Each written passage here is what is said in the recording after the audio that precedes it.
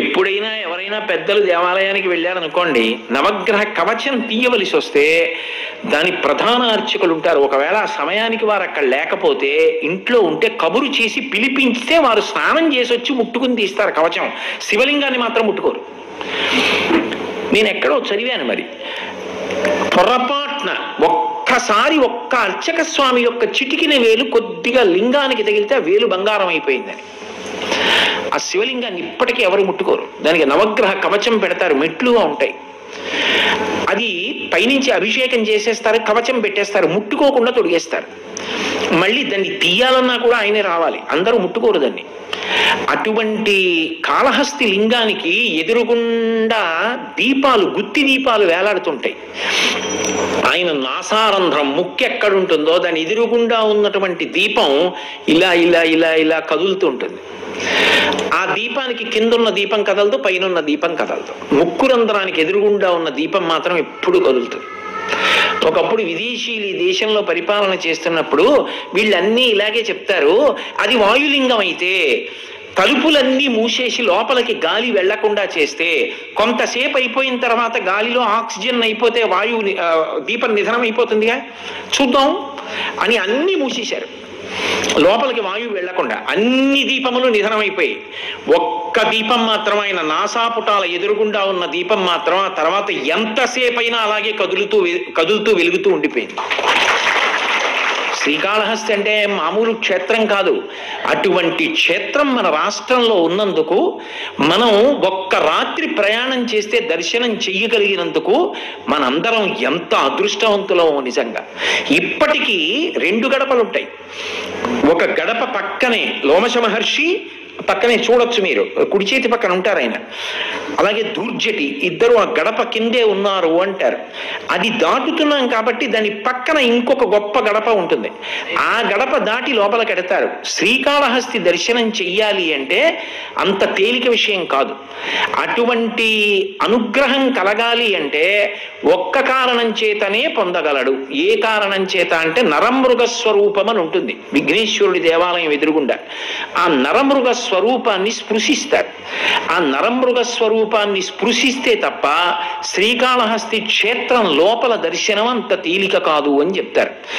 ఎక్కడైనా సరే శివలింగం పక్కన అమ్మవారు ఉంటుంది, ఎంతో దూరం ఉండదు. సాధారణంగా 99.9% శివాలయాలలో అమ్మవారు శివలింగం పక్కన ఉంటుంది. ఒక్కొక్కచో శివలింగానికి పక్కన వేరు ఆలయంలో ఉంటుంది. కానీ ఒక్క శ్రీకాళహస్తిలో మాత్రం శివుడు పశ్చిమాన్ని చూస్తాడు, అమ్మవారు తూర్పును చూస్తుంది. ఇద్దరు ఇలా నిలబడతారు. ఆయన ఇటు చూస్తాడు, ఆవిడ అటు చూస్తుంది. ఆవిడ జ్ఞాన ప్రసూనాంబ, పువ్వు సూర్యకిరణానికి విచ్చుకోవాలి. ఆవిడ నడుముకి పెట్టినటువంటి వడ్డాణం సర్పవడ్డాణం. ఆ సర్ప వడ్డాణం చూస్తే చాలు రాహుకేతు గ్రహాలు ఉపశాంతిస్తాయంటారు.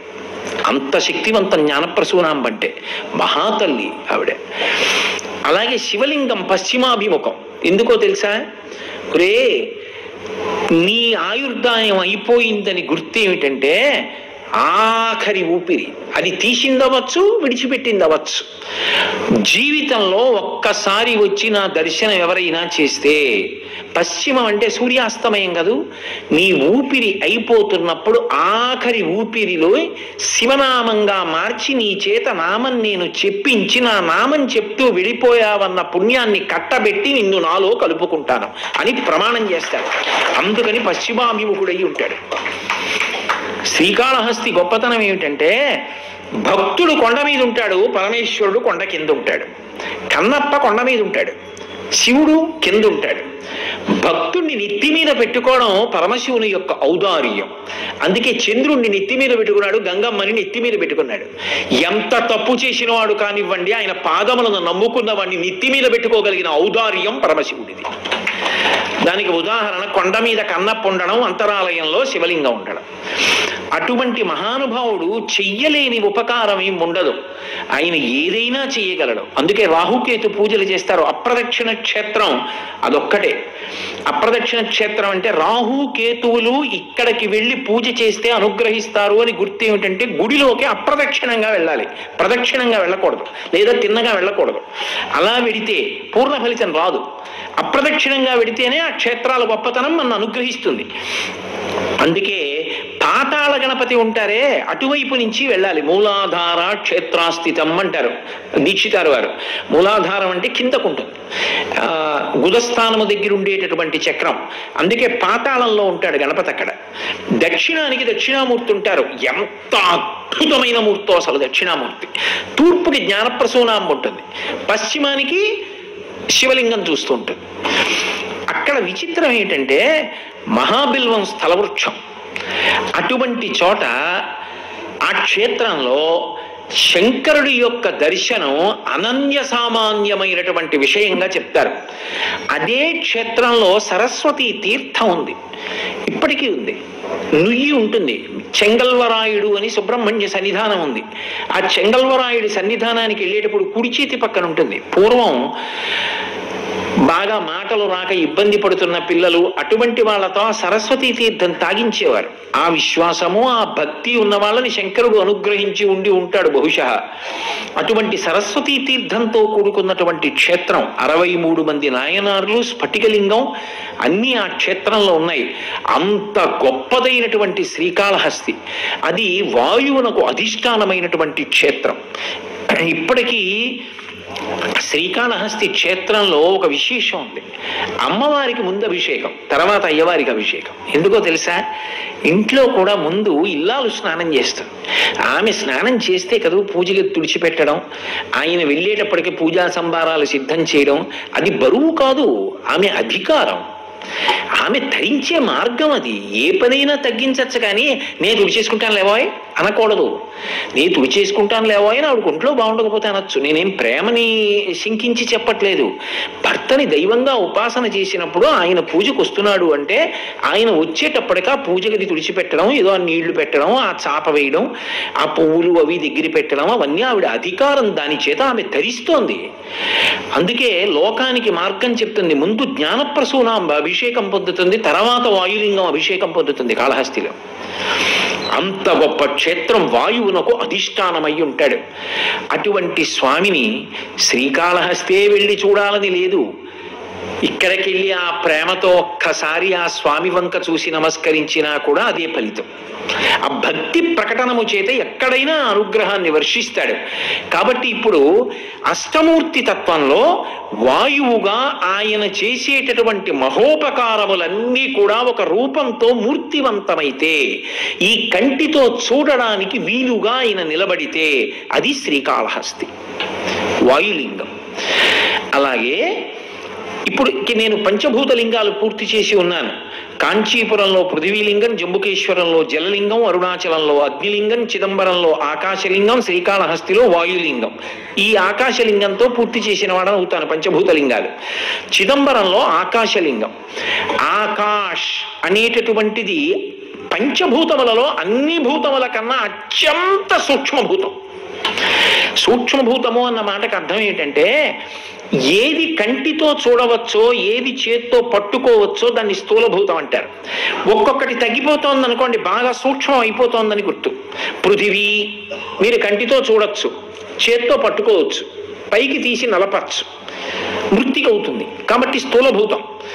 దానికన్నా స్థూలభూతం నీరు. కంటితో చూడొచ్చు, కానీ మీరు చేత్తో పట్టుకుంటానన్నారనుకోండి, ఇలా తీసి నీళ్లు దొరకవు, జారిపోతాయి, సూక్ష్మం అయిపోయింది. అంతకన్నా సూక్ష్మభూతం గాలి. చేత్తో పట్టుకుంటానంటే కుదరదు, కంటితో చూస్తానంటే కుదరదు. అందుకే వాయు ప్రాణ సుఖం వాయు, వాయు సర్వమిదం జగత్, వాయునా సంపరిత్యక్తం న సుఖం విందతే జగత్. అసలు సుఖం అంటే వాయువే. ఊపిరి అందట్లేదు అనుకోండి, ఎన్నుంటే ఎందుకండి, ఎందుకు పనికి వస్తాయి? సుఖం అంటే వాయువే. చల్లగా ఉందనుకోండి, హాయిగా కూర్చుంటాం. ఇదే మీలో చెప్పారనుకోండి ప్రవచనం, అమ్మ బాబోయ్ ఎక్కడ కూర్చుంటామండి, వేడి గాలి ఉక్క పెట్టేస్తుంటే అంటారు. అందుకే ఈ కాలం భగవదారాధనకి యోగ్యమైన కాలం. చల్లగా హాయిగా ఉంటుంది, గాలి తగులుతుంటే సుఖం. గాలి వేయలేదనుకోండి బాబోయ్ అంటాడు. ఆ గాలి సుఖం. కాబట్టి వాయు ప్రాణ సుఖం వాయు, వాయు సర్వమిదం జగత్, వాయునాసం పరిత్యక్తం న సుఖం విందతే జగత్. ఆ వాయువు కానీ ఆగిపోయిందా జగత్తుకు సుఖమే లేదు. కాబట్టి అటువంటి వాయువు ఇంకా సూక్ష్మం. నీరు చేతికి దొరుకుతుంది, కంటికి కనపడుతుంది. వాయువు కంటికి కనపడదు, చేతికి దొరకదు, కానీ అనుభవంలోకి వస్తుంది. గాలి తగులుతోందని తెలుస్తుంది, ఊపిరి తీస్తున్నామని తెలుస్తుంది. అంతకన్నా సూక్ష్మం, నీటికన్నా సూక్ష్మం అగ్ని. అగ్ని కంటికి కనపడుతుంది, జ్వాల ఒక్కొక్కసారి కనపడదు కూడా. ఎందుకంటే వేడి అన్ని భూతముల యందు ఉంటుంది, కానీ మంటగా ప్రకాశించకపోవచ్చు, అంతర్హితమై ఉంటుంది. జ్వాలగా పైకి వచ్చిందనుకోండి చూడొచ్చు, మీరు చేత్తో పట్టుకోలేరు, ఓ భరిణిలో పెట్టుకోలేరు, లేదా దాన్ని ఒక ఆకారంలో పట్టుకుందామంటే దొరికేది కాదు. అలాగే గాలి ఇంకా ఇంకా సూక్ష్మం అయిపోతుంది. అన్నిటికన్నా సూక్ష్మం ఏదైపోతుందో దాన్ని భగవంతుడికి పర్యాయపదంగా చెప్పేస్తారు ఇంకా ఆ భూతాన్ని. అది ఆకాశము. అందుకే ఆకాశ్, అంతటా వ్యాపించినది. దానికి ఉండే గొప్పతనం ఏమిటంటే అది ముక్కలు కాదు. మిగిలిన ఉన్నాయనుకోండి, పృథివీ నేను తీసుకొచ్చి ఓ బొమ్మ చేశాను అనుకోండి, ఇప్పుడు మట్టితో చేసిన బొమ్మ అనరు, అది సరస్వతీదేవండి అంటారు. అంతేగాని మట్టి అండి అందులో ఉన్నది అనరు, సరస్వతీదేవండి అంటారు. నేను పృథ్వీలింగం చేసి తెచ్చాను అనుకోండి, అది శివలింగం అండి అంటారు, అబ్బే మట్టి అండి అనరు. కానీ నీరుందనుకోండి, మీరు చేత్తో మీకు ఎలా కావాలో అలా దాన్ని చేయడం కుదరదు. కానీ మీరు మరచెంబులో పోసారనుకోండి, మరచెంబు ఏ ఆకృతిలో ఉందో ఆ ఆకృతిలో నిండుతుంది, మధ్యలో ఖాళీ వదలదు. కొంచెం ఖాళీ వదిలేసి పైన నిండడం అలా ఉండదు, మరచెంబు అంతా నిండిపోతుంది, మరచెంబు ఆకృతిలోకి నిండుతుంది. గాలి ఉందనుకోండి, మీరు అలా చేత్తో పట్టుకోవడాలు, మీ ఇష్టం వచ్చినట్టుగా నింపుకోవడాలు అలా కుదరదు. కానీ లోపలికి వెడుతుంది. వెళ్ళినప్పుడు ఒక దాంట్లోకి పట్టింది అని చెప్పచ్చు. ఓ సీసాకి మూత పెట్టేశాను అనుకోండి, సీసా ఆకృతిలో నిండిపోయింది గాలి. అగ్ని ఉందనుకోండి, అగ్నిని ఒక కర్ర వెలుగుతోందనుకోండి, కర్ర ఏ ఆకృతిలో ఉందో ఆ ఆకృతిలోనే వెలుగుతుంది. కర్ర ఎంత ఉందనుకోండి అంత మంట ఉండదు, కర్ర ఎంత ఉందో అంతే మంట వైశాల్యంతో మండుతుంటుంది, పైన కీలలు విస్తరిస్తాయి, కానీ వైశాల్యం పెరగదు. ఆకాశం ఉందనుకోండి, మీరు ముక్క చెయ్యలేరు, ఆకాశం ముక్కవడం ఉండదు, ఆకాశం ఎప్పుడూ అలాగే ఉంటుంది. ఆకాశం అంటే శూన్యము కాదు, బాగా గుర్తుపెట్టుకోవాలి. శూన్యము అంటే ఏమీ లేదు అని, అది ఉన్నది ఆకాశము. ఉన్నదన్నప్పుడు లేకపోవడం ఏమిటి? అంతటా ఉన్నది, అందులోకి అన్నీ ఉన్నాయి, అన్నీ అందులో ఉన్నాయి. అందుకే అన్నీ అందులో ఉన్నాయంటే ఎలా కుదురుతుంది అంటే, ఇప్పుడు ఈ దేవాలయం యొక్క గోడలు పెద్ద ఉత్సవం చేద్దామండి, అందుకని చెప్పి ఆ స్థలం ఈ స్థలం అన్నీ వాడేసుకుందాం అని గోడలన్నీ తీసేసాం అనుకోండి, అప్పుడు ఈ గుడి ఎక్కడుంది? ఆకాశంలో ఉంది. గోడలు మళ్ళీ కట్టేశాం అనుకోండి, మఠాకాశం. ఇప్పుడు ఈ గోడల మధ్యలో గుడి ఉంది, కానీ ఆకాశం ముక్కలైపోలేదు, ఆకాశంలోకి గోడలు వచ్చాయి. అందుకే ఘటాకాశం, కుండ ఆకాశంలో ఉంది, మఠాకాశం గది ఆకాశంలో ఉంది. అలాగే ఒక దేవాలయం ఆకాశంలో ఉంది, ఆకాశం ఇందులోకి రాలేదు, ఆకాశంలోకే అన్నీ వచ్చాయి. ఆకాశ్ అంటే అంతటా విస్తరించినది. పక్షులు అందులో ఎగురుతాయి, విమానాలు అందులో వెడతాయి, సూర్యచంద్రులు అందులో ప్రకాశిస్తారు, దేవతలు అందులో ప్రయాణం చేస్తారు. అందుకే దాన్ని విష్ణుపథం అని పిలుస్తారు. సమస్త దేవతలకు ఆలవాలమై ఉంటుంది, అది విస్తరించినటువంటిది ఉండదు, అంతటా నిండిపోయింది, అది నిండనిది లేదు. అందుకే ఈశ్వరుడికి పర్యాయపదంగా చెప్పాలంటే ఆకాశాన్ని చెప్తారు. ఆకాశము ఈశ్వరుడు అంతే. ఇంకా దానికి ఇంకా వేరే రూపం అసలు చెప్పక్కర్లేదు, ఒక రూపంతో చెప్పడం కుదరదు. అగ్ని అనుకోండి, అరుణాచలంలోకి వెడితే కాస్త వేడిగా ఉంటుంది. జలలింగం అనుకోండి, జంబుకేశ్వరం పెడితే శివలింగం కింద నుంచి నీళ్లు వస్తాయి. ఏదో పృథ్వీలింగం అనుకోండి, కాంచీపురం పెడితే మల్లె నూనెతోటి అభిషేకం తెలుస్తుంది. ఏదో ఏంటి వాయులింగం శ్రీకాళహస్తి పెడితే దీపం యొక్క కదలికల చేతే తెలుస్తుంది. ఆకాశలింగం అన్నీ అందులో ఉన్నాయి, ఎలా చెప్పడం కుదరదు, చెప్పడం. అన్నీ అందులో ఉన్నప్పుడు అది అన్నీ ఎందులో ఉన్నాయో దాన్ని ఎలా తీసుకొస్తారు మీరు? అది అనుభవానికి తెలియాలంతే. అందుకే చిదంబరంలో ఆకాశలింగం ఎలా అంటే, మొట్టమొదటిసారి చిదంబరం వెళ్ళిన వాళ్ళు తెల్లబోతారు, కొంతమంది అబద్ధాలు ఆడతారు కూడా. నేను ఉన్న మాట చెప్తున్నా మీతో. ఎందుకో తెలుసా? చిదంబరం వెడితే ఓ తెర వేసి ఉంటుంది, ఏదో మారేడు దళాలతో పూజ. వెళ్ళి అక్కడ నించున్నారనుకోండి, పూజ మొదలవుతోంది, గంట కొడతారు, తెర తీస్తారు.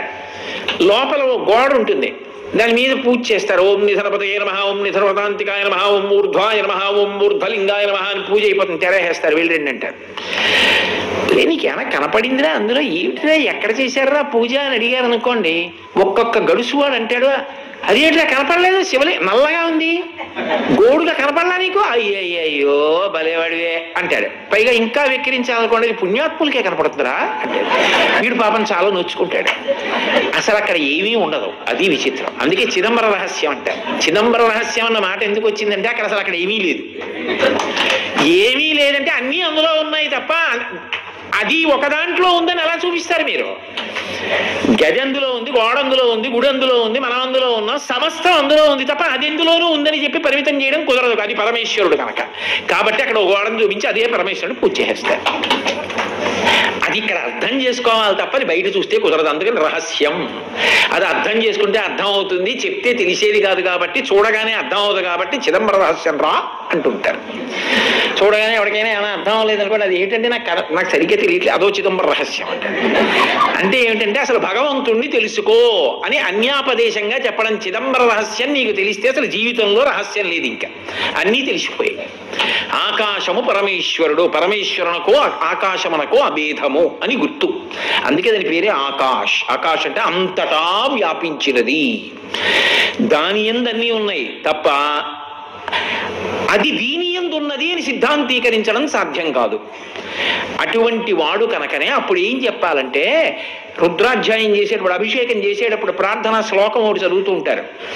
ఆ పాతాళ నభస్థలంత భువన బ్రహ్మాండమా విస్ఫుర జ్యోతిస్ఫాటికలింగమౌళి విలసత్పూర్ణిందువంతామృతై అస్తోకప్లుతమేకమీశమనిశం రుద్రానువాకాంజపం జాయేతి సిద్ధయే ధ్రువపదం విప్రోభిషించేచ్చివం బ్రహ్మాండ వ్యాప్త దేహాభసిత హిమరుచాభాసమానా భుజంగై కంఠే కాళాః కపర్దాః కలిత శిఖికళశ్చండకోదండ హస్తాః త్రిక్షా రుద్రాక్షమాలా సులలిత వపుష శాంభవా మూర్తిభేదాః రుద్రాశ్రీ రుద్రసూక్త ప్రకటిత విభవాన ప్రయచ్చస్తు సౌఖ్యం అంటారు. బ్రహ్మాండ వ్యాప్త దేహ, అండము అంటే గుడ్డు, ఓ పక్కకి ఇలా ఉరిగుంటుంది. ఈ బ్రహ్మాండమంతా శివస్వరూపమైపోయి లింగస్వరూపం అయిపోతుంది. అయిపోతే చేసిన అభిషేక తీర్థాలన్నీ ఎటుపడాలి? శివలింగం ఎటున్నా పానవట్టం మాత్రం ఉత్తరానికే ఉండాలి. పానవట్టం చూసి దిక్కు చెప్తారు. అందుకే దిగ్భ్రాంతి ఎక్కడ పోతుందంటే శివాలయంలో పోతుంది. ఎంత పండితుడు కానివ్వండి, ఒక కొత్త ఊరు వచ్చాడు అనుకోండి, ఏదో తెల్లవారుదామని 3ంటికి వచ్చాడు ఆయన్ని తీసుకొచ్చి ఏమంటారు, అయ్యా రెండు పాపం బాగా బడలిపోయినట్టున్నారు, 3 కదా అయింది, వాళ్ళు పడుకోవాలిగా కాసేపు, అందుకని అంటారు కాసేపు పడుకోండి, మళ్ళీ పొద్దున్న 6 గంటలకు వస్తాం మేము అందరమును, కాసేపు పడుకుని లేవండి అంటారు. కొంచెం ఏమరపాటు ఉన్నవాడు అనుకోండి, మరి ఏ సంధ్యావందనం చెయ్యాలిగా, అందుకని ఏమంటే తూర్పు పెట్టు అని అడిగి పడుకుంటాడు. పడుకోలేదనుకోండి, తెల్లవారుదామని పాపం ఏ 4:30కో ఏ 5 గంటలకో లేచి ఏ సంధ్యావందనమో చేసుకుందాం అనుకున్నాడు. తూర్పు పెట్టు ఎలా తెలుస్తుంది? చీకటి, సూర్యోదయం కాంతి వచ్చే వరకు కూర్చోవాలి, ఇది తూర్పు అని తెలుసుకోవడానికి. దిగ్భ్రాంతి. ఎంత విద్వాంసుడికి ఏ దిక్కేదో తెలియలేదు. అది ఎక్కడ పోతుందంటే శివాలయంలో పోతుంది. ఎందుకో తెలుసా? శివలింగం ఎటైనా చూడొచ్చు, మీరు ఎటు బొట్టెడితే అటు చూసిందని గుర్తు. నిజానికి శివుడు 5 దిక్కులు చూస్తాడు, తూర్పు, పశ్చిమం, ఉత్తరం, దక్షిణం, పైకి కూడా చూస్తాడు ఆయన. అందుకే సజ్జోజాత అఘోర తత్పురుష వామదేవ ఈశానములని 5 ముఖములు. విష్ణువాలయంలోకి వెళ్ళాననుకోండి, ముందే పూజ, వెనక నుంచి పూజ చేయకూడదు, తప్పు. కరచరణాదులతో ఉన్న మూర్తికి ముందు పూజ, శివలింగానికి అన్ని వైపుల నుంచి పూజ, ఎందుకంటే 5 ముఖాలే, 5 వైపుల నుంచి చేసేస్తారు. కానీ ఆయన ఎటు చూస్తున్నాడంటే మీరు ఎటువైపు బొట్టెట్టారో అటు, ఇంకా నంది ఎటువైపు ఉన్నాడో అటు. అన్ని దేవాలయాల్లోకి శివాలయంలో చాలా గొప్పది ఇది అంటే పశ్చిమాభిముఖం, సజ్జోజాత ముఖం ఉన్నటువంటిది పరమోత్కృష్టమైనటువంటి శివాలయం అని గుర్తు. కాబట్టి ఆగమంలో అంటే మిగిలిన తక్కువని నా ఉద్దేశ్యం కాదు, సజ్జోజాత ముఖం చూస్తూ లోపలికి వెళ్ళడం చాలా చాలా విశేషం. తూర్పుకి చూస్తే తత్పురుష ముఖం అంటారు. కాబట్టి అది చాలా గొప్పది అండి. నేనేం దానికి మళ్ళీ విశేష వ్యాఖ్యలు మొదలు పెట్టకండి. నేను ఏదో ఒక విషయం చెప్పానంతే, ఒక ముఖాన్ని చూస్తూ వెళ్ళడం అన్నిటిలోకి ఉత్కృష్టము అన్నానంతే. మిగిలినవి చూడొద్దని కానీ తక్కువని కానీ నేనేం ప్రతిపాదించట్లేదని మళ్ళీ చెప్తున్నాను మీతోటి. కాబట్టి ఇప్పుడు ఆ శివలింగం బ్రహ్మాండ రూపాన్ని పొందింది. అది చంద్రుడి యొక్క అమృతధారల చేత తడిసిపోయి చల్లగా ఉంది. మరి ఉత్తర దిక్కున అభిషేక తీర్థం పడితే దేవతలు అందరూ తెల్లవారి లేస్తే అభిషేకం చేస్తారు. అవన్నీ ఎక్కడ పడాలి? అందుకే ఉత్తరాన సముద్రం ఉంటుంది. ఆ అభిషేకమే అక్కడ పడింది తీర్థం. అందుకే దూర్జట్ అంటాడు, ఉదయగ్రావము పానవట్టము అభిషేకు తత్ప్రవాహంబు వార్ధి ధరిధ్వాంతము ధూపధూమము జలదీప ప్రభారాశి కౌముది తారానివహంబులద్భుత సుమంబులుగా తమోదూత సఖ్యతమై సీత గభస్తి బింబ శివలింగం ఒప్పే ప్రాచీదిశన్ అన్నాడు. ఈ బ్రహ్మాండమంతా శివలింగమైతే ఉత్తరాన సముద్రం అభిషేక జలాలు. ఆ పైన ఉన్నటువంటి బంగారు రంగులో ఉన్న నక్షత్రాలన్నీ ఆయనకి చేసిన సువర్ణ పుష్ప పూజ. అదిగో వస్తున్నటువంటి సూర్యబింబం ఆయనకి పెట్టినటువంటి దీపం. అదిగో ఆ మంచంతా కూడా ఆయనకి వేసినటువంటి ధూపం. నాకు ఈ బ్రహ్మాండమంతా శివలింగంగా కనపడుతోంది అన్నాడు. కాబట్టి ఆ వ్యాపకత్వము చేత అంతటా నిండిపోయి వ్యోమవత్వ్యాప్త విహాయ దక్షిణామూర్తయే నమః అంటారు. అది ఆకాశలింగం, అది చిదంబరం. ఇప్పుడు పంచభూతలింగాలయ్యే తర్వాత వచ్చేటటువంటిది సూర్యలింగం.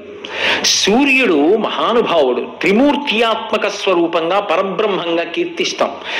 శంకరాచార్యుల వారు ప్రశ్నోత్తర మాలికలో ఎవరు సూర్యుడు అని అడిగితే సాక్షాత్ శివ అన్నారు. శివుడే సూర్యుడు. ఆయన వెలుగుల ముద్ద, కాంతి, లోకములకు మహోపకారం చేస్తూ ఉంటాడు. ఒకటి, ఆయన లేని నాడు అసలు ఆరోగ్యం ఉండదు. ఆరోగ్యం భాస్కరాది చేత్. ఆరోగ్యం అంతా దేని మీద ఆధారపడుతుంది అంటే సూర్య భగవానుడి మీద ఆధారపడుతుంది. అందుకే ఈ జాతికి సూర్య నమస్కారాలు చేయడం అనేటటువంటి అలవాటు ఉండేది. కృతఘ్నఘ్నాయ దేవాయ జ్యోతిషాం పతయే నమః, నారాయణ స్వరూపుడుగా కీర్తిస్తాం. మళ్ళీ దాంట్లో మళ్ళీ భేదాలు మనసులో పెట్టుకుని మాట్లాడకండి. ఆ నారాయణుడు ఒకడు, ఆ శివుడు ఒకడు కాడు. మీరు ఎలా అంటే అలా. ఇప్పుడు ఆ సూర్యబింబం త్రిమూర్త్యాత్మకమై వెలిగిపోతూ పరబ్రహ్మస్వరూపంగా కనపడుతుంది. కరచరణాదులతో కనపడడం. ఈ కంటితో చూడడానికి వీలైనటువంటి పరబ్రహ్మస్వరూపం, శివస్వరూపం ఆ శివుడు. అందుకే యజుర్వేదం రుద్రాధ్యాయం అభిషేకం చేసేటప్పుడు ఒక మాట అంటారు, అసౌయో వసర్పతి నీలగ్రీవో విలోహిత ఉతైనం గోపా అదృశన్ను దృశన్ను దహార్య అంటారు. ఏమిటంటే ఆ మంత్రానికి అర్థం, శంకరుని యొక్క రూపాన్ని దర్శనం చెయ్యాలంటే ఇక్కడ ధ్యానం చెయ్యాలి. కానీ ఏమీ తెలియనటువంటి వాళ్ళు స్నానం కూడా చెయ్యకుండా ఎక్కడో జలాశయం దగ్గరికి వెళ్ళి కుండతో నీళ్లు ముంచి తల మీద పెట్టుకుని తెల్లవారుజామున ఇంటికి వెడుతున్నటువంటి గోపకాంతలు కూడా స్నానం కూడా చెయ్యకుండా ఏమీ చదువుకోని గోపకాంత తల మీద నీటి కుండ పెట్టుకుని వెడుతుంటే ఆకాశంలో ఎర్రటి కాంతితో కనపడుతున్నటువంటి ఆ శివుడే నీలలోహిత రుద్రుడై ప్రకాశిస్తున్నాడు. ఆ శివరూపాన్ని గోపకాంతలు కూడా చూస్తున్నారు. ఏమీ తెలియని వాళ్ళు కూడా చూస్తున్నారు. అది శివస్వరూపం. అందుకే నమస్తామ్రాయచ, ఎర్రటి కాంతితో ఉదయం వేళ ప్రకాశిస్తాడు. అది తామ్రవర్ణం. ఆ తామ్రవర్ణం శివుని యొక్క తేజస్సు. అది ఆయన భాస్కర, కాంతి రూపుడై కాంతి కిరణముల చేత సమస్త లోకములను పోషణ చేస్తుంటాడు. ఆయనకు ఒక గొప్ప శక్తి. ఆయన అన్ని ప్రాణుల యొక్క రెండు కళ్ళు తెరుచుకునేటట్టు చేస్తాడు, రెండు చేతులు ముడుచుకునేటట్టు చేస్తాడు. అది శివస్వరూపంగా లోకానికి చేసే అనుగ్రహం. తిక్కన గారు అంటారు, నీరజాకరములు నిష్ఠయై చేసిన భవ్యతపంబు ఫలమనంగా దినసముఖాకి నందిత చక్రయుగ్మకంబుల ఎనురాగంపు బ్రువనంగా హరి హర బ్రహ్మ మహానుభావంబులొక్కటింకాగరగిన గట్టి అనగా అతుల వేదత్రయ లతికాచయము పెనుబందన్ పుట్టెడు మూల కందమనగా అఖిల జగముల కందెర ఎగుచు జనసమాజ కరపుట హృదయ సరోజములకు ముకుళనంబును జృంభణంబున నర్చి భానుబింబంబు పూర్వాద్రిపై వెలింగే అంటారు. ఆయన మహానుభావుడు. నీరజాకరములు నిష్ఠయై చేసిన భవ్యతపంబు ఫలమనంగా రాత్రంతా నీటిలో నిలబడి పద్మాలు మొగ్గల్లా ఇలా చేతులు పైకెత్తి శివా మాకు దర్శనమివ్వండి అని తపస్సు చేస్తే సూర్యబింబం రూపంలో దర్శనమిస్తే ఇలా విచ్చుకుంటాయి. అప్పుడు అవి ఇలా అంటాయి. ఇలా అన్నప్పుడు అది పద్మమైంది తపస్సు చేస్తే. ఆయన యొక్క అనుగ్రహం చేత, అందుకే సూర్యకిరణం తాకితే విచ్చుకుంటుంది. నిరజాకరములు నిష్ఠయై చేసిన భవ్య తపంబు ఫలమనంగా దినసముఖాకి నందిత చక్రయుగ్మ కంబులయనురాగంపు బ్రూవనంగా. చక్రవాక పక్షులకు లక్షణం ఉంటుంది, వాటికి చీకటి పడింది అనుకోండి కళ్ళు కనపడవు, వాటికి విపరీతమైనటువంటి ప్రేమ. ఆ ఆడపక్షి మగపక్షి కోసం కువ్వ కువ్వ కువ్వ కువ్వలాడుతుంది, మగపక్షి ఆడపక్షి కోసం కువ్వ కువ్వ కువ్వ కువ్వలాడుతుంది. కానీ అది ఎక్కడుందో దీనికి కనపడదు, ఇది ఎక్కడుందో దానికి కనపడదు. రాత్రంతా ఆయన కోసం ఆవిడ కోసం ఆయన పరితపిస్తూ ఉంటారు. తెల్లవారేటప్పటికీ శివ ఎప్పుడు కనపడతారు, శివ మీరు కనపడితే మా ఆయన కనపడతారు, శివ ఎప్పుడు కనపడతావు, శివ నువ్వు కనపడితే మా ఆవిడ కనపడుతుందని వాళ్ళు తపస్సు చేస్తే ఒకళ్ళకొకళ్ళు కనపడేటట్టుగా ఆయన వెలుతురు పడగానే ఇక్కడున్నావా అంటే అక్కడున్నారా అని కౌలించుకుంటాయిట. కాబట్టి దినసముఖాకి నందిత చక్రయుగ్మ కంబులయనురాగంపు బ్రూవనంగా హరిహర బ్రహ్మ మహానుభావంబులొక్కటింకాగరగిన గట్టి అనగా. సృష్టికర్త స్థితికర్త ప్రళయకర్త ముగ్గురి యొక్క తేజస్సులు కలిసి ముద్దైపోతే వచ్చిన ఎర్ర బంతిలా గట్టి అనగా. అతుల వేదత్రయ లతికాచయము పెనుబొందన్ పుట్టెడు మూల కందమనగా. 4 వేదములనేటటువంటి 3 తీగలు ఏ దుంపలోంచి పైకొస్తున్నాయో ఆ దుంపల. అఖిల జగముల కంజర ఎగుచు, అన్ని జీవుల యొక్క కన్ను తెరుచుకుంటుంది. మహానుభావుడు ఎలా అన్నాడో కానీ ఎంత భావుకతో. దేవులపల్లి కృష్ణశాస్త్రి గారు తెల్లారిపోయింది పల్లె లేచింది అంటాడు. మనుషులు లేచారనాలా పల్లె లేచింది అనాలా? అంటే పల్లె లేచింది అంటే పట్టణాల్లో వాళ్ళు లేవచ్చు లేవకపోవచ్చు, పల్లెలు అలా కాదు లేస్తారు. కాబట్టి తెల్లారిపోయింది అంటే సూర్యబింబం వచ్చేసింది, పల్లె లేచింది. అందులో కోడి కుక్క మేక గొర్రె ఆవు దూడ గేది దున్నపోతు మనుష్యులు రైతులు బిడ్డలు అందరూ లేచారు. లేచారంటే కళ్ళు తెరిచాయి. పల్లె లేచింది అన్న మాటకు అర్థం ఏంటంటే తలుపులు తెరుచుకున్నాయి. ఈ తలుపులు తెరుచుకున్నాయి, ఆ తలుపులు తెరుచుకున్నాయి, ఇంటింటా తలుపులు తెరుచుకున్నాయి. మనకి భద్రతా సమస్య, పగలు రాత్రి వేసి ఉంటుంది. దానికో గంట అది కొట్టాలి, ఇలా ఏదో చూడాలి, దానికో రహస్య ద్వారం ఉంటుంది, అందులోంచి చూడాలి, గుర్తుపట్టాలి, తీయాలి, కింద నుంచి ఎవడో ఫోన్ చేయాలి. అడుగడుగునా ప్రమాదాలు, అడుగడుగునా భయం, అడుగడుగునా మనకి భద్రత. వాళ్ళ అదృష్టం, వాళ్ళంత సంతోషంగా అలా ఉంటారు వాళ్ళు. కాబట్టి ఆ అఖిల జగముల కందెరయ్యగుచు జన సమాజ కరపుట హృదయ సరోజములకు ముకుళనంబును జృంభణంబున నచ్చి. చేతులు ఇలా కలుసుకునేటట్టు మనుష్యులందరిలా అంటారు. మహానుభావుడు సూర్యనారాయణమూర్తి అని ఇలా నమస్కరిస్తారు. హృదయములు విచ్చుకుంటాయి, హృదయ సరోజాలు. అమ్మా తెల్లారిపోయిందా, ఆ పని చేయాలి ఈ పని చేయాలి, ఉత్సాహం పొందుతాడు. జన సమాజ కర్రపుట హృదయ సరోజములకు ముకుళనంబును జృంభణంబును నర్చి భానుబింబంబు పూర్వాద్రిపై వెలింగే. ఇంత జగత్తుకి తేజస్సునిస్తాడు. ఆయన గొప్పతనం ఏంటంటే ఎవడి మానాన వాడే నేను చూసిన సూర్యుడు అంటే నేను చూసిన సూర్యుడు అంటాడు, నా సూర్యుడు నా సూర్యుడు అంటాడు. నిజానికి ఆయన అందరికీ సూర్యుడే.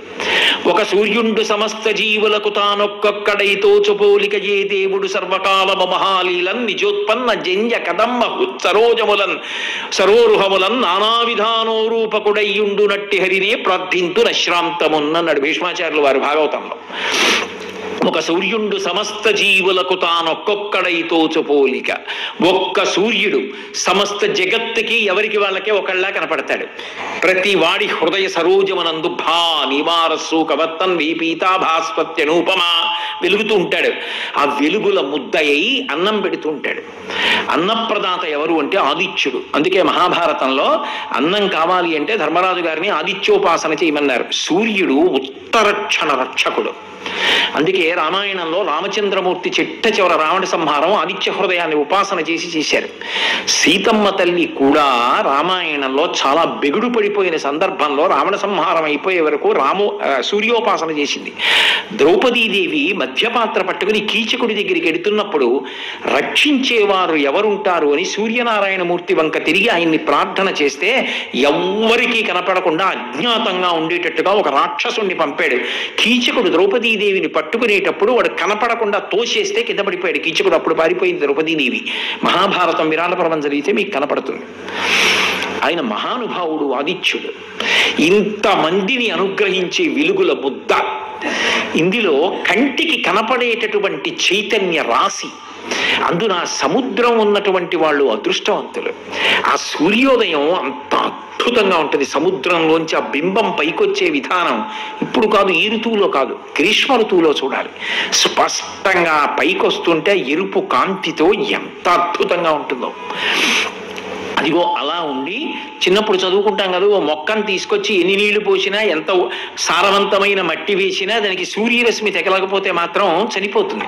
ఎందుకంటే పత్రహరితము అని ఆకుపచ్చటి క్లోరోఫిల్ పదార్థాన్ని ఆకులో దానికి తాను వండుకుని ఆహారాన్ని తయారు చేసుకోవాలి అంటే కిరణజన్య సంయోగ క్రియ అని, అది సూర్యకిరణములను ఆధారం చేసుకుని అన్నం వండుకుంటుంది. వండుకొని పెరిగి పెద్దదవుతుంది. చెట్లకి అదే ఆధారం, మనకి అదే ఆధారం. అంతవరకు ఎందుకండి? అసలు సూర్యరశ్మి యొక్క శక్తి చేత పదార్థము నిలవ శక్తిని పొంది ఓషధిగా మారుతుంది. నేను మీకు ఒక ఉదాహరణ చెప్పాలంటే గుమ్మడియాలు. గుమ్మడికాయ అత్యంత ఓషధి. అది ఎంతటి అజీర్ణాన్ని తుడిచేస్తుంది.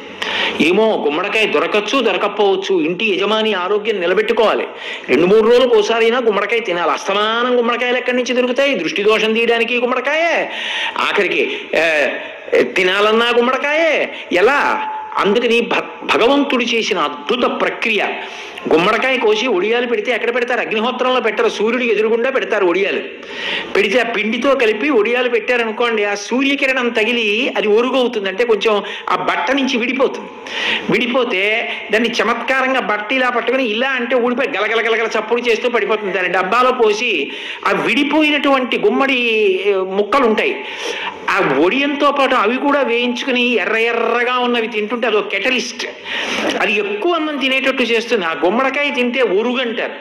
అలాగే మాగాయ ముక్కలు, అప్పడాలు, ఇవన్నీ దేని చేత ఒరుగులుగా కాలంలో నిలవ ఉండే శక్తిని పొందుతున్నాయి? సూర్యకిరణముల యొక్క శక్తి చేత. నేను ఏదో ఆషామాషిగా చెప్తున్నాను అనుకోకండి మీరు. నేను సూర్యశక్తి గురించి మాట్లాడుతున్నాను. నిలవ పదార్థం ఉండేటట్టుగా చేసి దాని యొక్క శక్తి క్షీణించకుండా ఉండి జీవరాశికి ఔషధుల్ని ఇస్తాడు సూర్యుడు. మహానుభావుడు. ఇన్ని విభూతులను కటాక్షిస్తున్నాడు. అంతవరకు ఎందుకండి? ఆయన 4 రాజులు కనపడకపోతే బతుకెక్కడుంది? సూర్యోదయం అవ్వలేదనుకోండి, అసలు చీకటిగా ఉందనుకోండి, సూర్యుడు కనపడలేదు, బట్టలు ఎక్కడ ఆడతాయి? అసలు కింద పడ్డ నీళ్ళు ఎలా ఇంకుతాయి?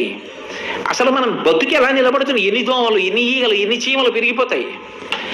ఆయన మధ్యందిన మార్తాండుడై వెలుగుతుంటేనే మన బ్రతుకు నిలబడుతుంది. అసలు నిజంగా చెప్పాలి అంటే సూర్యుడు బాగా ప్రకాశిస్తున్న కాలంలోనే ఆరోగ్యం నిలబడుతుంది. అందుకే శరత్కాల ప్రారంభం, వసంత ఋతు ప్రారంభం 2 యమధర్మరాజు గారి యొక్క దంష్టలు బయటికి వచ్చే కాలం, చల్లటి కాలం. ఇప్పుడు శిశిర ఋతువు అంటారు, హిమవంతం, మహా చల్లగా ఉంటుంది. కానీ గ్రీష్మ ఋతువు అనవసరంగా ఎండలో తిరగపోతే మాత్రం ఆరోగ్యవంతమైన కాలం. ఆరోగ్యం భాస్కరాదిచ్చేత. ఆయన కిరణములలోంచి విటమిన్లు వస్తున్నాయని చెప్పి వాళ్ళ శాస్త్రవేత్తలు అంగీకరించట్లా? ఆయన యొక్క గతుల చేత ఋతువులు కలుగుతున్నాయి. ఆ ఋతువులను చెట్లు కనుక్కొని పళ్ళు పండుతున్నాయి. ఆ ఋతుచక్రం సూర్యుని యొక్క భ్రమణాన్ని బట్టి ఉంది. లేకపోతే ఇన్ని ఎలా లభిస్తాయి ఆహార? కాబట్టి ఇన్నిటికి కారణమైన వారెవరు అంటే సూర్య భగవానుడు. అది ఈ కంటితో చూసే పరబ్రహ్మం. ఎక్కడికో దేవాలయంలోకో ఎక్కడికో వెళ్ళక్కర్లేదు, ఎప్పుడైనా చూడొచ్చు. ఇంకా విచిత్రం ఏంటంటే ఉపాసన చేసేటటువంటి వాళ్ళు సూర్యబింబాన్ని బాగా ప్రకాశిస్తున్న దాన్ని చేయరు, ఉదయిస్తున్న సూర్యబింబాన్ని ఉపాసన చేస్తారు. అంటే ఈ నేత్రములను మూసి భ్రూమధ్యమునందు చూసేటప్పుడు ఉదయిస్తున్న సూర్యబింబాన్ని చూస్తూ ఉపాసన చేస్తారు. అంత శక్తివంతం. సూర్యోపాసనం ఆరోగ్యాన్ని ఇస్తుంది, చచ్చిపోయేవాడిని బతికిస్తుంది. అందుకే ఈ దేశంలో మీరు కావ్యములు పురాణములు చదవండి, సూర్యుడిని ఆధారం చేసుకుని ఎన్ని తిరిగాయో. వినాయక చవితి నాడు వచ్చినటువంటి వ్రతకల్పంలో కథ అంతా ఆధారం ఎక్కడిది? సూర్య భగవానుడు ఇచ్చిన శమంతకమణి వల్ల కదూ కథ అంతా తిరిగింది. 7 రంగులు ఎక్కడి నుంచి వస్తున్నాయి? సూర్యకిరణములలోంచి కదా. విబ్జిఆర్ అంటాం కదా. సప్తాశ్వరథమారూఢం ప్రచండం కశ్యపాత్మజం, క్రమశిక్షణకి మారు పేరు. ఆధారం లేని ఆకాశంలో కాళ్ళు చేతులు లేని అనూరుణ్ణి సారథిని చేసుకుని ప్రాక్పశ్చిమముల వరకు క్షణం ఆలస్యం లేకుండా ఏ ఒక్క రోజు ఆగకుండా పెడతాడు. ఆయన ఉదయించక ముందు నిద్ర లేవలేదు అంటే ఆయన వచ్చేసాడు, మనం మాత్రం లేవలేదు. కృతజ్ఞుడు. ఆయన రాకముందు లేచి నిలబడద్దు. ఎవరో ఒక మహాత్ముడు వస్తున్నాడు అనుకోండి, ఆయన వచ్చేటప్పటికి దర్శనం చేద్దామని ముందే వచ్చి నిలబడతామే, ముందే వచ్చి కూర్చుంటాం కదా. మరి పరమేశ్వరుడు పరబ్రహ్మం ఆకాశంలో వస్తున్నాడు, ఈ కంటితో చూడడానికి వీలుగా కదులుతున్నాడు. అయినప్పుడు ఆయన రాకముందు లేవద్దు, అలా లేవకపోతే కృతజ్ఞుడు, కృతజ్ఞఘ్నాయ దేవాయ, అటువంటి వాడిని భంజిస్తాడు, ఆరోగ్యం క్షీణింపజేస్తాడు. కాబట్టి అటువంటి సూర్య భగవానుడు, అది శివస్వరూపం. అటువంటి శివస్వరూపం ఇన్ని కాంతులనిచ్చి కాపాడుతోంది. అది శివస్వరూపమే అనడానికి గుర్తేమిటి అంటే కోణార్కలో సూర్యలింగంగా ఉంటాడు. ఇన్ని విభూతులనిస్తున్న వాణ్ణి బాగా దగ్గరగా వెళ్ళి చూడాలి. ఆయన్ని ముట్టుకోవడం కుదరదు, స్పృశించలేరు. కొద్ది సమయం దాటితే కంటిని విప్పి చూడలేరు. కానీ అసలు ఆయన గురించి చేసినటువంటి వర్ణనలు చదువుతుంటే చాలా ఆశ్చర్యజనకంగా ఉంటాయి. అబ్బో, రామాయణంలో వాల్మీకి మహర్షి ఆయన మీద చేసినటువంటి వర్ణనలు ఎంత అద్భుతంగా ఉంటాయో. ఒకచో అంటారు, ఆయన మళ్ళీ అస్తమయ సమయంలో, సూర్యాస్తమయంలో పశ్చిమ దిక్కుకు వెడుతుంటే ఆకాశం అంతా ఎర్రపడుతుంది పశ్చిమ దిక్కున. ఎందుకు అలా అవుతుంది అంటే, ఆయన కన్నా ముందు అరుణోదయం అని అరుణుడు ఉదయిస్తాడు, అందుకనే అరుణోదయం నిజానికి. అలాగే అస్తమయ సమయంలో ఎందుకు ఎరుపు అంటే, చమత్కారంగా ఓ కవి అన్నాడు, ఆయన వెళ్ళారు పని మీద, అయినా మరి ఉద్యోగం కదూ, ఖచ్చితంగా తిరగాలి లోకాలను అనుగ్రహించడానికి. ఇంకా సాయంకాలం అయింది, ఆఫీసులో పనుందని మామూలు వాడైతే రాడేమో కానీ ఆయన మాత్రం ఖచ్చితంగా వచ్చేస్తారు ఇంటికి. అందుకని చెప్పి ఆయన వచ్చే వేళ అయిందని ఆ పశ్చిమ దిక్కు అనబడేటటువంటి కాంత భర్త కోసం ఎదురు చూస్తూ నించుంటుందిట. రథంలో ఆయన వచ్చేస్తుంటే భర్తని చూసేటప్పటికీ ఆమె సంతోషం వచ్చి బుగ్గలు ఎరిపెక్కి అనురాగపు కాంతులు వస్తే దాని చేత ఆకాశం ఎర్రబడిందయా.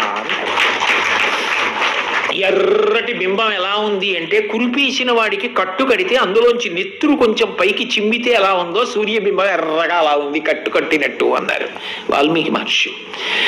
ఇన్ని వర్ణనలు చేశారు. అసలు సూర్యోదయ వర్ణన, సూర్యాస్తమయ వర్ణన లేకుండా మీకు ఏ కావ్యం, ఏ పురాణం కనపడదు. సమస్త జగత్తుకి జీవనం ఆయనే కదండి. అది శివస్వరూపం. అది మన ధర్మానికి ఉన్న గొప్పతనం. మనం అనుభవిస్తున్న ఏ అనుగ్రహాన్నైనా భగవంతుడిగా అనుగ్రహించి ఆయన పరమేశ్వరుడు అన్న ఉద్దేశ్యంతో కృతజ్ఞతతో బతకడం ఈ జాతి లక్షణం. అంతేగాని అవన్నీ ఏముందండి అని చెప్పి స్వతంత్రించి నిర్లక్ష్యంతో బ్రతకడం ఈ జాతికి తెలియదు. అందుకే కోణార్కలో సూర్యలింగం, చంద్రుడిగా ఉండి లోకాన్ని అనుగ్రహించేటటువంటి వాడు పరమేశ్వరుడు. చంద్రుడికి ఎన్నో పేర్లున్నాయి. అందులో మొట్టమొదటి పేరే ఏది అంటే హిమాంశు. ఆయన పేరు హిమాంశు. హిమాంశు అని ఎందుకంటారంటే ఎప్పుడు చల్లగా ఉంటాడు. అసలు భగవత్ స్వరూపం ఎక్కడ చెప్పండి? సూర్యుడు చంద్రుడు కన్నులుగా చెప్తారు. అది ఎవరికి చెప్పండి? శ్రీ మహావిష్ణువుకి చెప్పారనుకోండి, క్షీరోధన్వత్ ప్రదేశే శుచిమణి విలసత్సైకతే మౌక్తికానాం మాలా క్లుప్తా సనస్త స్ఫటిక మణినిభైర్ మౌక్తికైర్ మండితాంగ శుభ్రైరభ్రైరదభ్రైరుపరివిరచితైర్ముక్త పీయూష వర్షైః ఆనందీన పునీయాత్ తరినళన కదా శంఖపాణిర్ముకుంద భూః పాదౌ అని సూర్యచంద్రౌ చ నేత్రే, సూర్యచంద్రులిద్దరూ ఆయన కన్నులు అంటారు. పరమశివుడి విషయం చెప్తే వందే శంభు ఉమాపతిం సరగురుం వందే జగత్కారణం వందే పన్నగభూషణం మృగధరం వందే పశూనాం పతిం వందే సూర్య శశాంక వన్ని నయనం అంటారు. సూర్యచంద్రులిద్దరూ ఆయనకి కన్నులు. అమ్మవారిని చెప్తే సూర్యచంద్రులిద్దరూ ఆవిడికి తాటంకములు. అందుకని తపనోడుపమండల, ఆ తల్లి కన్ను మూసిందా సూర్యచంద్రులు ఇద్దరు అస్తమిస్తారు కాబట్టి లోకములు ప్రళయానికి వెళ్ళిపోతాయి. అందుకే ఆ విన్మేష నిమిషోత్పన్న విపన్న భువనావళి. భగవంతుడు అంటే సూర్యచంద్రులు ఇద్దరు కన్నులుగా చెప్తారు. నిజానికి సూర్యుడు ప్రాణవాయువు, చంద్రుడు అపానవాయువు. సూర్యుడు కన్ను, చంద్రుడు మనస్సు. అందుకే చంద్రమా మనసో జాత చక్షో సూర్యో అజాయత ముఖాదింద్రశ్చాగ్నిశ్చ ప్రాణాత్ వాయురజాయత అంటూ పురుష సూక్తం వేదం. కాబట్టి అటువంటి చంద్రుడు మనసుకి అధిపతి అయి ఉంటాడు. మనసు సంకల్ప వికల్ప సంఘాతం, అది పైకి దొరికేది కాదు. కానీ అందుకే చంద్రకళల్ని బట్టి సముద్రం పొంగడం, వెనక్కి వెళ్ళడం ఉంటాయి. చంద్రుడి యొక్క కళల్ని బట్టి ఉన్మాది పౌర్ణమి వస్తే ఊపులో ఉంటాడు, అమావాస్య వస్తే చాలా నీరసంగా ఉంటారు. చంద్రుడు మనసు మీద తిన్నగా ప్రభావం చూపిస్తాడు. చంద్రుడు అమృత కిరణుడు. శంకరాచార్యులు వారు సౌందర్యలహరిలో 1కి 10 మాటలు హిమకరహ హిమకరహ హిమకరహ అంటారు. చల్లటి కిరణములు ఉన్నవాడు హిమాంశు. ఇంకా సూర్యుడు మధ్యాహ్న కాలంలో చూడలేం, చంద్రుడు ఎప్పుడూ చల్లగా ఉంటాడు. అసలు ఎక్కడైనా అందము అంటే చంద్రబింబంతో పోలుస్తారు. అందుకే చంద్రానన, చంద్రుడి వంటి ముఖముగలిగినది అని వర్ణిస్తారు. చల్లటి కాంతితో అందరినీ సేద తీరుస్తాడు. లోకానికి అంతటికీ మేనమామ ఎవరు అంటే చంద్రుడే. ఎవరిని చూడండి, చంద్రుడు మేనమామ అని, అదిగో చందమామ చందమామ అంటారు. చందమామ చందమామ అండల్లో అర్థం ఏంటి? దానికి అర్థం అంటే చంద్రుడికి చెల్లెలు ఎవరు? లక్ష్మీదేవి. ఆ ఇంట నారాయణమూర్తి తండ్రి, లక్ష్మి తల్లి. కాబట్టి ఆమె తమ్ముడు చంద్రుడు, కాబట్టి పిల్లలకి చందమామ. అంటే దాని అర్థం ఏమిటి? కన్యాదానం చేసినప్పుడు ఏమని కన్యాదానం చేశారు? తండ్రి, ఈమె నా కూతురు లక్ష్మీ స్వరూప, నువ్వు నారాయణమూర్తివి, కాళ్ళు కడిగి కన్యాదానం చేస్తున్నాను, లక్ష్మీనారాయణుల్లా బతకండి, ఆ ఇల్లు వృద్ధిలో ఉండాలి. అయినప్పుడు ఆమె తమ్ముడు చంద్రుడు మామయ్య, అందుకని పిల్లలందరికీ చందమామ. కానీ మళ్ళీ వీళ్ళు పెద్దవాళ్ళైతే మళ్ళీ వీళ్ళావిడికి చందమామ, ఎప్పటికీ మామే ఆయన. అదో చమత్కారం. ఎందుకంటే అంత చల్లటి వాడు కదా, అందరూ మేనమామగానే ఆయన్ని భావన చేస్తారు. అందరికీ ఆయన అన్నదమ్ముడే. అందగత్తెలు ఎక్కడున్నా చంద్రాననలే, చంద్రవదనలే. అంత చల్లటి కిరణములు కలిగిన వాడు, అంతగా మనసుని సేద తీర్చగలిగినటువంటి వాడు. అదొక్కటే కాదు, బాహ్య సౌందర్యం కాదు, ఆయన యందు ఒక విశేష లక్షణం ఉంది. ఓషధీతత్వాన్ని ఆయన కిరణములు కల్పిస్తాయి. ఓషధి తయారవ్వాలంటే ఆయన వలనని. ఓషధి అన్న మాటకు అర్థం ఏమిటంటే, మీరు ఏదైనా ఒక దాన్ని కొంతకాలం నిలవ చేసి తర్వాత అగ్ని సంపర్కం ఉండకూడదు, అగ్ని తగలకుండా నిలవ చేసి మళ్ళీ పట్టుకెళ్ళి దున్ని భూమిలో వేస్తే అది మొలకెత్తాలి. మొలకెత్తి ఒక్క గింజ వేస్తే కంకులోంచి ఇన్ని గింజలు వస్తే దాన్ని ఓషధి అంటారు. ధాన్యానికి ఓషధీ శక్తి. ధాన్యం కొన్ని తినేసి కొన్ని గాదిలో పెట్టి ఆ ధాన్యం పట్టుకెళ్ళి మళ్ళీ భూమి దున్ని వేసి నీళ్లు పెట్టారనుకోండి, అందులోంచి వరి మొలకలు వస్తాయి, దానికి కంకు వస్తుంది. ఒక్కొక్క కంకులోంచి చారడి చారడి ధాన్యం వస్తుంది, అది ఓషధి అంటారు. ఆ ఓషధీ తత్వం లేకపోతే జగత్తు నిలబడదు. ఒక్కసారి పండిందంతా తినేసామండి, నిల్వ చేస్తే ఇంకా మళ్ళీ అది విత్తనం వేస్తే ఇక పండదండి అన్నారు అనుకోండి, ఎలా? ఇంకా మళ్ళీ ఆ చెట్టు ఎలా వస్తుంది? ఓ మామిడి పండు తినేసి టెంక ఆరేసాను అనుకోండి, అది అలా భూమిలో పడి ఉంటుంది. వర్షాకాలం వచ్చి తగిలింది అనుకోండి, నీటి చుక్క మామిడి మొక్క పైకి వస్తుంది. అది ఓషధి. చంద్రకిరణముల చేత ఆ శక్తిని రక్షిస్తాడు, అందులోంచి ప్రత్యుత్పత్తి శక్తి కాపాడబడుతుంది. అది ఓషధీ శక్తి అంటారు, భేషజీ అంటారు. అది లేదనుకోండి సృష్టికి అన్నం దొరకదు. అందుకే ఆయన అమ్మవారికి మహాభక్తుడు. మనుశ్చంద్ర కుబేరశ్చలోపాముద్రాచ మన్మథ అగస్తీరగ్ని సూర్యశ్చ ఇంద్రస్కంద శివస్థల క్రోధ భట్టారకో దేవ్యాద్వాలశామి ఉపాసకాహ అని 12 మంది మళ్ళీ అమ్మవారి ఉపాసకులు అవుతారు. ఆ చంద్రుడు ఓషధీ తత్వాన్ని కాపాడతాడు. ఇప్పుడు మనందరం అన్నం తింటున్నామంటే ఎవరి వల్ల? ఆయన వల్ల. అలాగే కొన్నిటికి వ్యాధి నిరోధక శక్తిని, వ్యాధులకు చికిత్స చేయగలిగిన శక్తిని కల్పిస్తాడు. నేను ఒకసారి నెల్లూరు దగ్గర అమ్మవారు ఉంది, కామాక్షి. ఆ కామాక్షి పరదేవత దర్శనానికి వెళ్ళినప్పుడు ఆ పక్క కొండ మీద ఓషధులు పెంచారు ఒక ఆయన. అక్కడికి వెళ్ళినప్పుడు చూశాను, ఏవైనా ఈ గేదెదూడలకి వాటికి కడుపులో ఏలుగు పావులు పెరిగిపోతే ఆయన దగ్గరికి తీసుకొస్తే ఆయన చేత్తో 2 ఆకులు తినిపిస్తారు. తినిపించగానే పృష్ఠభాగంలోంచి పురుషంలోంచి ఆ పావులన్నీ పడిపోతాయి. ఇన్ని ఓషధులు ఆయన దగ్గర. ఇప్పుడు ఉందో లేదో ఆ ఓషధీవనం నాకు తెలియదు. రక్తపోటు తగ్గించగలిగినటువంటి ఓషధుల దగ్గర నుంచి ఎన్ని ఓషధులు పెంచాడో ఆయన మహానుభావుడు. ఆ పర్వతం అంతా ఓషధీవనం వేశాడు ఆయన. అక్కడ నరసింహస్వామి ఓ కొండ మీద ఉంటారు, ఓ కొండ మీదేమో మహాతల్లి కామాక్షి పరదేవత ఉంటుంది, ఓ కొండ మీదే ఈయన ఓషధీ వనాన్ని పెంచారు. నాకు ఇప్పుడు ఉందో లేదో తెలియదు సుమండి, నేను ఎప్పుడో చూశాను, ఒక 5-6 సంవత్సరాల క్రితం వెళ్ళి చూశాను. కాబట్టి ఆ ఓషధులకు రోగాన్ని నివారించగలిగిన శక్తి ఎవరిస్తారు అంటే చంద్రకిరణముల ద్వారా వస్తాయి. ఎందుకని అంటే ఆయన కిరణముల నుండి అమృత స్రావం అవుతుంది. అమృతం ఎక్కడి నుంచి పడుతుంది అంటే చంద్రకిరణములు. అందుకే సుధాకిరణుడు, అమృత కిరణుడు అని ఆయనకి పేరు. అటువంటి చంద్రుడు లోకములన్నిటినీ కూడా రక్ష చేస్తూ ఉంటాడు. అటువంటి రక్ష చేసి ఓషధీతత్వాన్ని ఇచ్చి కాపాడతాడు. మనసుకి పరిపుష్టినిస్తాడు, మనసుకి ఉత్సాహాన్ని కల్పిస్తాడు, సముద్రాన్ని పొంగేటట్టు చేస్తాడు. కళలకు నిధి. అందుకే చంద్రుడి పేరు ఏమిటంటే కళానిధి. కళానిధి అన్న పేరు ఎవరిది అంటే చంద్రుడిది. మీరు అమరకోశం చూస్తే కనబడుతుంది. కళానిధి చంద్రుడి పేరు. ఇన్నిటిని ఇవ్వగలిగినటువంటి అద్భుతమైన శక్తికి ఆలవాలం ఎవరంటే చంద్రుడు. అందుకే సోముడు అని పేరు. ఆయన శివలింగంగా ఉంటాడు. ఇన్ని విభూతులు చంద్రుని ఎందుచేత ఉన్నాయి అంటే అది శివస్వరూపమై లోకాలకి వెదజల్లి కాపాడుతోంది. ఆ వెదజల్లి కాపాడేటటువంటి లక్షణమున్నటువంటి శివశక్తి రాశీభూతమై మూర్తి అయి ఒక చోట నిలబడితే అదే సీతాకుండంలో చంద్రలింగం. అందుకే ఆయన్ని పృథివిలో కాంచీపురంలో ఉంటే శర్వుడు అని పిలుస్తారు. జలానికి అధిదేవతగా ఉంటే భవుడు అని పిలుస్తారు. ఆయన అగ్నికి అధిదేవతగా ఉంటే రుద్రుడు అని పిలుస్తారు. ఆకాశమునకు అధిదేవతగా ఉంటే భీముడు అన్న నామంతో పిలుస్తారు. దక్షారామంలో భీమనాథుడు భీముడు అని పిలుస్తారు. వాయువుకి అధిదేవతగా ఉంటే ఉగ్రుడు అని పిలుస్తారు. అలాగే ఆయన సూర్యుడికి అధిదేవతగా ఉన్నప్పుడు ఈశానుడు అని పిలుస్తారు. చంద్రుడికి అధిదేవతగా చంద్రుడి లింగంగా దర్శనం ఇచ్చినప్పుడు శివస్వరూపంగా మూర్తివంతమైతే మహాదేవుడు అని పిలుస్తారు. అందుకే ఈ 8 శివస్వరూపాలు. అందుకే శివ పూజ చేయడానికి నిజానికి అన్ని నామాలు వాడక్కర్లా. ఈ 8 నామాలే అష్టమూర్తి. భవాయ దేవాయ నమః, శర్వాయ దేవాయ నమః, ఈశానాయ దేవాయ నమః, పశుపతయే దేవాయ నమః, రుద్రాయ దేవాయ నమః, ఉగ్రాయ దేవాయ నమః, భీమాయ దేవాయ నమః, మహతే దేవాయ నమః. అంటే 8 పూర్తయిపోతుంది. మళ్ళీ దానికి పత్ని చెప్తే అమ్మవారు అయిపోతుంది. ఇందులో చిత్రం ఏమిటంటే ఆయన మహత్ శబ్దం చేత మోక్షప్రదాత అయి సూర్యుడికి అధిదేవతగా కూడా చెప్తూ ఉంటారు.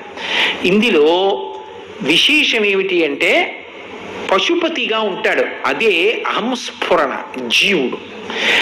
ఈ 7 బయట దొరుకుతాయి. ఏవి? పంచభూతములు: పృథివీ, నీరు, అగ్ని, ఆకాశము, వాయువు బ్రహ్మాండంలో ఉంటాయి. సూర్యుడు, చంద్రుడు ఆకాశంలో ఉంటారు.